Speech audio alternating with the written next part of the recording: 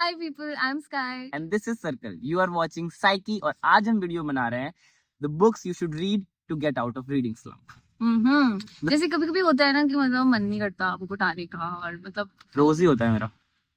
तो कहाँ का बुक रिव्यूअर ये हमने चैनल खोला हुआ है. अब एकोटार इतनी मोटी मोटी किताबें पढ़ने का नहीं मन है तो कोई बात नहीं, हम ले आए हैं दो book each for you to read to get out of a reading slump.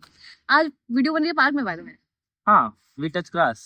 सी वैसे ग्रीन स्क्रीन है इस कोई बात. हाँ मतलब मन कर रहा है रीड करने का पर मन नहीं कर रहा बुक उठाने का. पुरानी ही बुक्स रिकमेंड किए जा रहे हैं. एक बुक नहीं पढ़ी है हमने इस वीडियो को. हाँ मतलब मैंने नहीं पढ़ी है, एक इसने आज पढ़ी है. ठीक है, दैट डजंट काउंट. कल पढ़ी थी. हाँ और आज लेके भी आई हूँ.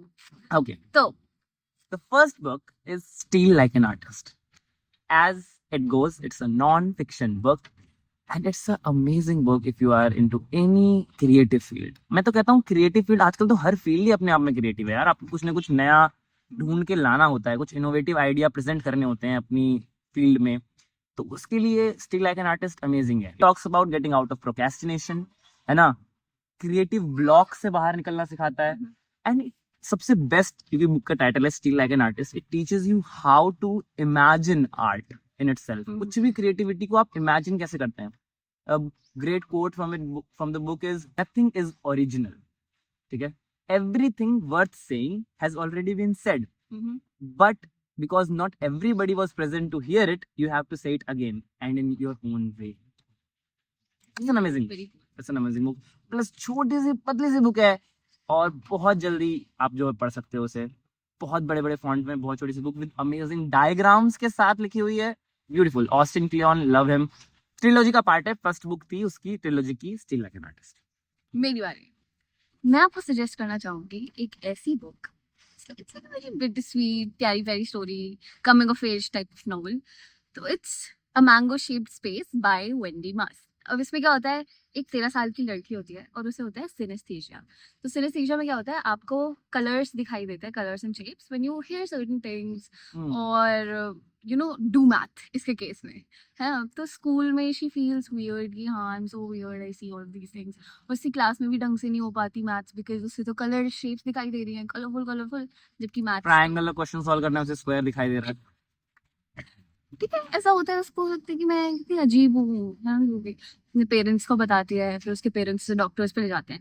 फिर बाद में पता चलता है कि हाँ उसे सिनेस्थीसिया है. And then she gets to know कि oh this is the condition that I have.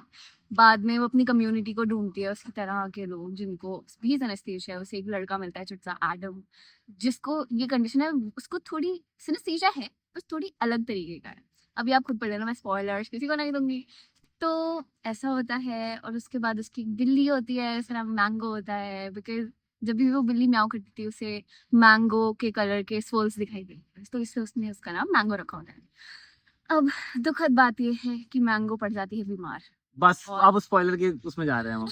Mango को बीमार करना कोई जरूरत नहीं थी इस बुक के बारे में बताने की. अरे तो देख, द थिंग इज कि मैंगो बीमार पड़ती है, उसके साथ कुछ हो जाता है और उसका लॉस एक्सेप्ट न्यूट्रल हो जाता है वो. न्यूट्रल नहीं होता.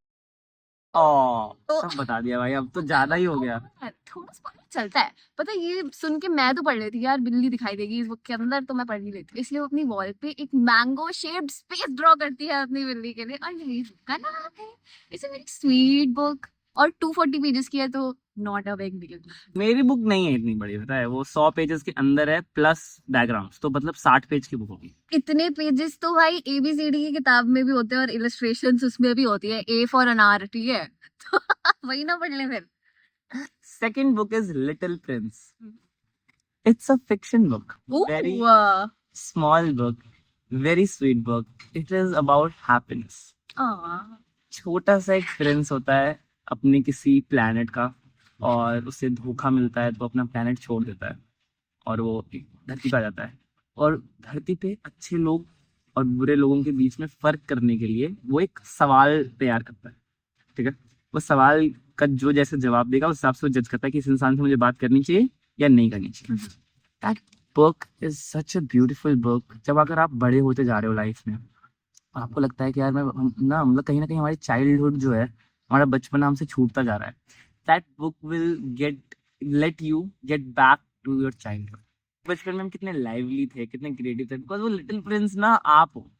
जब आप छोटे बच्चे करो। अमेजिंग बुक पता है, लिटिल प्रिंस को देखने से कभी कभी लगता है कि हाँ फिक्शन पढ़नी तो चाहिए, अच्छी होती है फिक्शन, है ना, ब्यूटीफुल बुक्स होती हैं, बट लिटिल प्रिंस छोटी सी थी तो मैंने पढ़ ली। बाकी उसके अलावा फिर मैंने ट्राई की। अच्छी लगती है। How sweet. आगे। Next book from me is The Hen Who Dreamed She Could Fly by Sun Mi Wang. तो it's a book from the Korean literature की बुक है, उसको ट्रांसलेट करके इंग्लिश में लिखे हैं। स्वीट बुक, यही बुक मैंने कल रात बैठ के पढ़ी थी, बहुत अच्छी लगी मुझे ये बुक। इट्स अबाउट एक हेन, ठीक है, इट्स अबाउट अ बार्न यार्ड जहाँ पे अलग अलग तरीके के जानवर रखे हैं फॉर देयर प्रोड्यूस, ठीक है। तो ये जो हमारी हेन है, मेन प्रोटैगनिस्ट मुर्गी है, उसका नाम है स्प्राउट। प्रोटैगनिस्ट मुर्गी है? हाँ, I should read this book. It's like Animal Farm but a very sweet story, ठीक है। तो हाँ, तो उसको ना एक कूप में बंद रखते हैं because she is a egg laying है ना, उसको उसके एग्स लेते हैं। तो उसकी बस एक ही मनोकामना है कि काश मैं भी एक अंडा हैच करूं और एक चिक को बड़े होते हुए देखूं, उसको पैदा होते हुए देखूं, उसे बड़ा करूं, उसको कहानियां सुनाऊं, लोरियां सुनाऊं। पर जैसे ही उसका अंडा होता था, उसके अंडे ले लेते थे वही उसके फार्म वाले, है ना। अब धीरे धीरे वो थक गई अंडे दे दे के, है ना। और उसने जो लास्ट अंडा दिया, वो उसकी शेल हार्ड नहीं थी, उसकी शेल सॉफ्ट थी। और फिर उसके ओनर्स ने बोला ये तो बेकार हो गई है, ठीक है। और फिर उसके बाद जब उसे मरने के लिए छोड़ देते हैं उसके ओनर्स, उसके बाद वो एस्केप करती है। ये होता है स्टोरी ऑफ हर एस्केपिंग, और वो अपनी खुशियां ढूंढती है, मतलब वो आजादी ढूंढती है कि मैं क्या कैसे अपना वो सपना पूरा करूं। These are a lot of spoilers, I am so sorry, but इसी से तो मजा है ना बुक रिकमेंड करने का। कितना मजा आया मुझे बता के। Story about her seeking motherhood और उसके फ्रीडम की कहानी, रेजिलियंस की कहानी, वेरी स्वीट कहानी। और ये मतलब बहुत छोटी बुक है, पतली सी बुक है, 98 पेजेस, तो you can read it in one sitting. Nice, मैं पढ़ूंगा इस वाली। हाँ, please do. So if you enjoyed The Secret Life of Pets वाली movies, you should definitely read this. नहीं, मुझे वैसे भी स्टोरी सुन के बहुत अच्छी लग रही है। Thank you so much for watching. Meet you अगली वीडियो में। Bye. Bye bye.